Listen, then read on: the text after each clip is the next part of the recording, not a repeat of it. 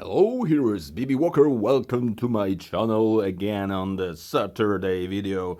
Today, as I promised, I bring my computer, and today we will be making great things with FL Studio version 20. So give me a moment and we will start soon.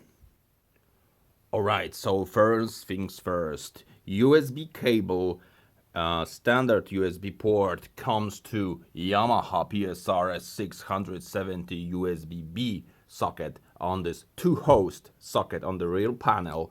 This output goes to my Behringer to have a speakers for you, so you will be able to listen what's going on from here. And of course, we will be trying to record MIDI, use a Yamaha as a keyboard, as a MIDI input device, so a lot of interesting things. So let's stay tuned and we start configuring computer.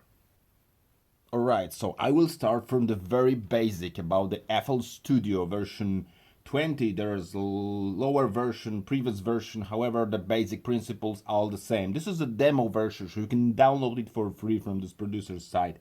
And if you start the project with basic, with limiter, you will see something like this. So this is this channel rack, this is the playlist, piano roll is in here, you can call it or not call it, disable, enable the Windows. I don't want to make here a complete tutorial about FL Studio. If you have any questions, just refer to my channel, or if you want such a tutorial, just give me a comment and I will create it, of course. So configuration of the MIDI. If you have attached the MIDI this using the socket, which I have shown you a moment before, you go to options and MIDI settings, and in the MIDI settings you will find that there is a digital keyboard and MIDI out. So Yamaha is discovered as 2 output devices and 1 input devices. So today we will try to use it as a MIDI keyboard. So the same principle, because one of you have asked me how to do the same thing like I have done on Cubase 2.8. If you are interested how to do this in Cubase and making a chord progression loop and then use it to practice with Yamaha. So without looper or any other external devices, only this computer. So if you want to use a keyboard as a digital keyboard, so as an input, you select input and check this enable, which means that this will be listening the MIDI note. So if I press, you can hear now the grand piano. This grand piano comes from the Yamaha itself, and this kick is sent into channel number 1 in its kick because I have selected this channel. This is by the default selected channel. I will go up with volume a little bit. As you can hear, there is a little bit delay between the receiving and send, and you will see as, in a moment that latency, it could be an issue here. However, we could quantize features, so we could fix it very, very fast. Okay, so to have a MIDI listen, so to have a MIDI enabled as listening, so you are pressing keys on the keyboard and then send into computer, you have to select this input and enable. To have the output enabled, so to sending back notes to the instrument, you have to select the digital keyboard. MIDI Out 2 is also the second device discovered by the Yamaha. However, we use this digital keyboard. This is nothing more than our device. Of course, standard MIDI mapper and wavetable synths are software mappers, a software MIDI output used by the Windows computer. If your device is not discovered, you could press refresh devices and any found devices could be found here. I have also selected Send Sync Master. It's not super important at this time. However, we could leave it for a moment. Okay, so this is all if we talk about the configuration. So USB cable to Yamaha, it's a bidirectional MIDI output and input in one USB cable. The other standard ports, 5D sockets, are something else. If you want to use it with a computer, you need to have this converter, but we are using here on USB MIDI. So this is all if we talk about cabling and setting up the software. And now what's going on in a standard situation? As I said, if you have a kick or clap or any other instrument on this channel rack in our pattern, that's completely empty project, and you are pressing the key on the Yamaha, it plays the grand piano and also it sends a note here. If you want to disable this, disturbing stuff, you could do two things. First, if you have a mixer like I have in here, you could, cut the volume on the mixer. However, the simplest way is to get the volume of the Yamaha and go to 0. If you go to 0, you will be only hearing the output from the computer itself. So it receives MIDI and plays on the standard selected channel. So I selected clap, it plays clap. I selected hi-hat, it plays hi-hat, and so on. Middle C is something here. So of course nobody uses a MIDI keyboard to create drums. To create drums you just want to use this sequencer and put some kicks in here. Maybe not such a aggressive. Sorry, I don't have a mouse in here, so I use this pad. And so this is a standard 130 projects. You will see in here, sorry for the camera, you will see here that we have the tempo 130. I propose to change to 100 BPM, so pressing the button, right button on the mouse and changing. Metronome is enabled. As always, for recording, I like to have metronome. Pre-counting, I also recommend you to have enabled. And the instrument. Actually, now we have on the standard super basic, and we don't have any melodic instrument, so I propose you to add something. And let's do any, because I don't want to listen the sound from Yamaha. I only want to have the samples from here, so I will choose maybe some synthetic sound like the sytrus. This is some kind of, very popular for electronic music. And what we now do, I would like to record some sample. I mean the chord progression. So a few chords on a few bars. And the basic problem at the beginning is that in a Cubase you are recording the pattern that then you want to copy and use it. In FL Studio you have this pattern, and the pattern length is crucial for recording. So now we have a pattern length that consists of 4 bars. You will see in here. So if I play it, 1 bar, 2, 3, 1, 2, 3, 4, 1, 2, 3, 4, down, down.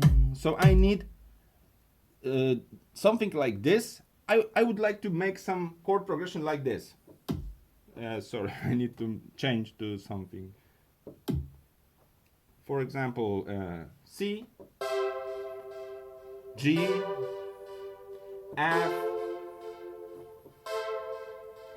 or maybe C, G.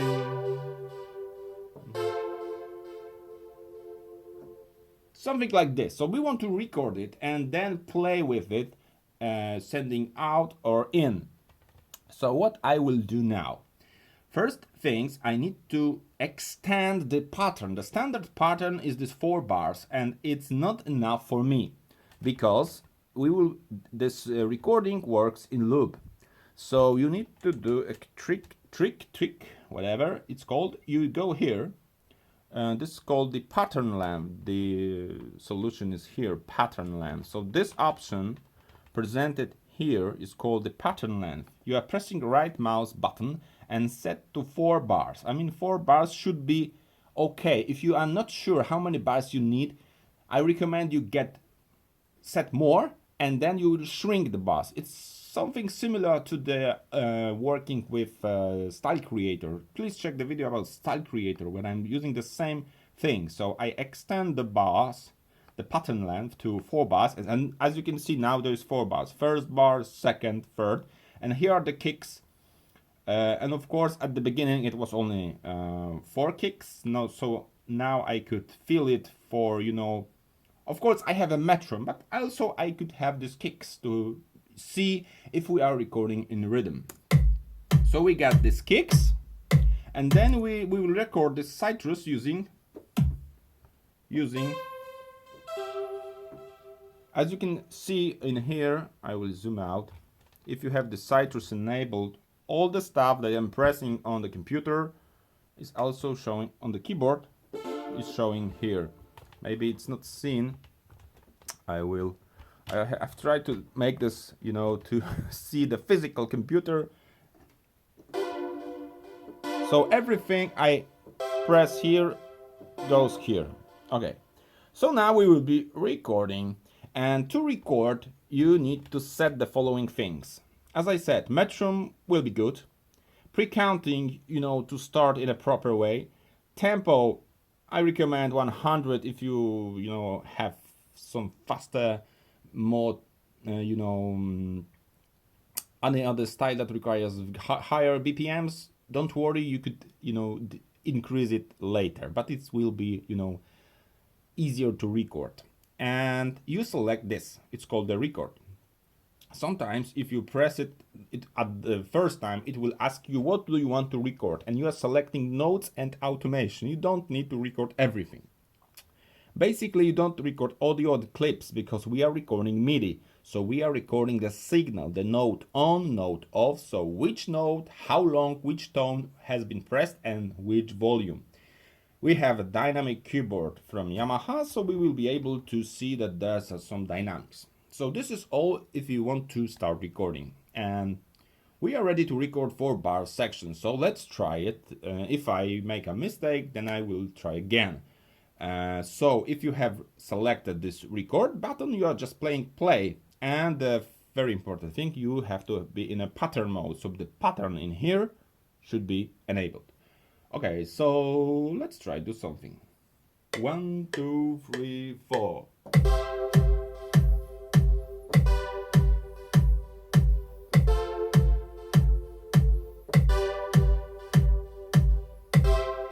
And now we have our loop. As you can hear, there is a latency problem. I mean, I hear the beat, I hit the metronome, I hit the keyboard, but it plays not exactly in the rhythm. It is probably because of the drivers, because of the latency problems. And if you go to sytrus and go to piano roll, you will see that our notes are, you know, too late. They are actually too late because, you know, you could add it in here, and probably if we use ASIO drivers, we could be able to quantize to have this latency problem lower. However, I would like to show you the concept of this. So now I will move this, and let's listen it again. This pattern. Disable record, play.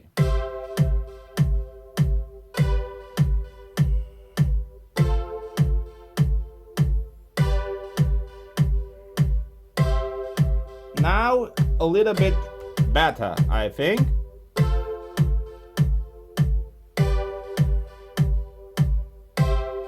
Okay, so this is why I have, you know, I said it many times that I don't like using computers very much because of this latency problems. Sometimes they occur, sometimes not. However, let's forget about latency. Let's assume that it's recorded okay. I have, you know, quantized it, fixed. Here you can see the volumes. So everything is recorded. We get nice pattern. We now could solo, so we could disable listening the MIDI, enable the, or just stay in the environment of FL Studio, add another instrument, maybe another sytrus, And let's change to some other presets, a lot of presets.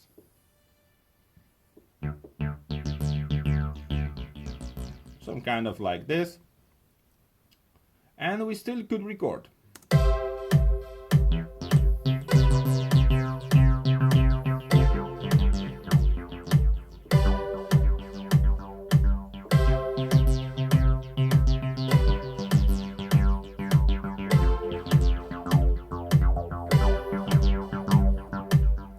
And so on and so on. So basically now we are in the environment of FL Studio. We only use a Yamaha as a, you know, as a MIDI keyboard. So all the stuff in the Yamaha, all the synthesizers in the Yamaha is forgotten, because we have set volume to 0. We are only receiving MIDI notes from the keyboard, so it's nice to working with a computer. But the main topic of the video is how to use it as a looper. I mean, how to send again the notes to the Yamaha. And now I will show you the very interesting thing in FL Studio is much more intuitive in FL Studio than in Cubase, because you can take in a channel rack, you can take any instrument and convert it into any other instrument.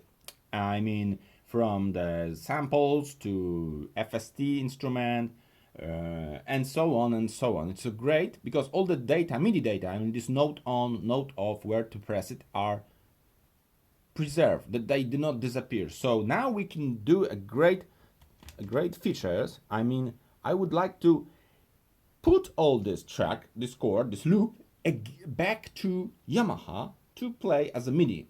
The same situation we have done in the movie about Cubase. So in here, to do this, you are pressing left mouse, right button mouse, and replace, and we will replace this track into where is it? Where are you? Where are you? MIDI out, in here, MIDI out. So it won't be sent to mixer, I mean the internal mixer of FL Studio, because it's a software mixer. There's a big mixer with, you know, a lot of channels and so on. And now we send back these notes to Yamaha.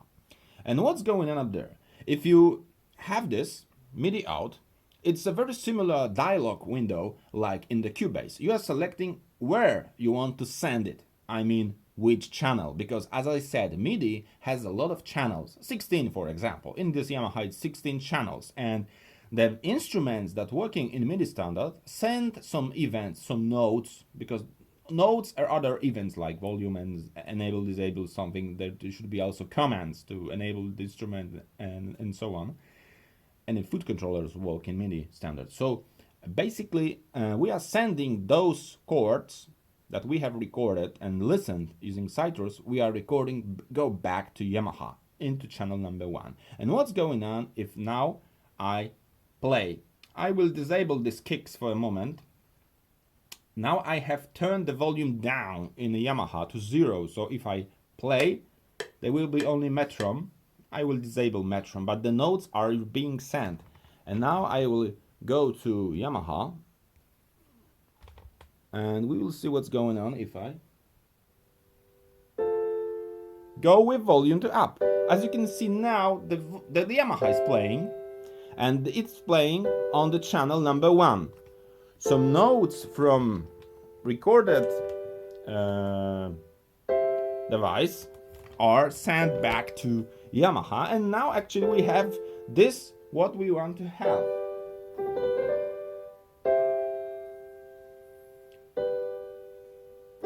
The notes are going back because I have enabled the listening, but I could go to MIDI, to options MIDI, and for a moment I will disable the input. So I'm only sending output from computer, from FL Studio to Yamaha, and I am making a solo.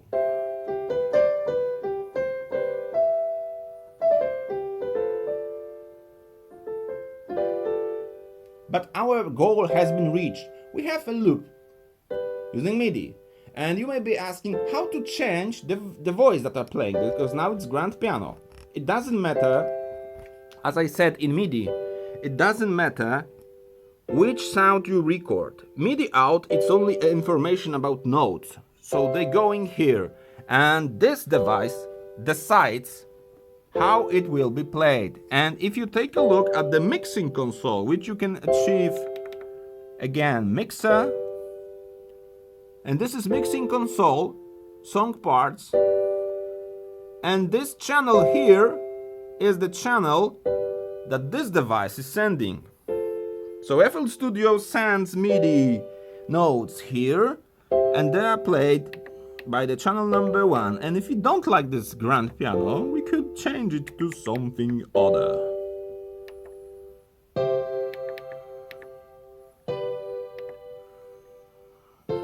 Maybe some synthetic sound. Oh my goodness.